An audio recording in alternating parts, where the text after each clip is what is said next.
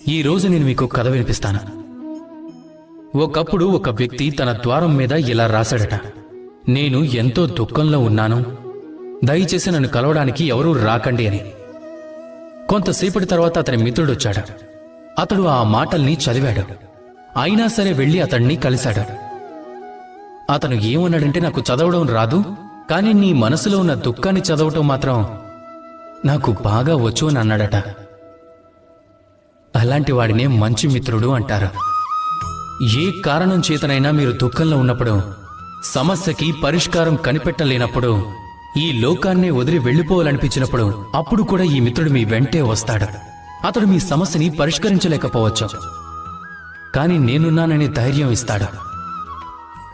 అతడు మీ దుఃఖాన్ని తగ్గించలేకపోవచ్చు, ఆశాకిరణాలని తప్పకుండా చూపించగలడు. మీరు ఈ లోకాన్ని వదిలి వెళ్లిపోవలసి రావచ్చు. అప్పుడు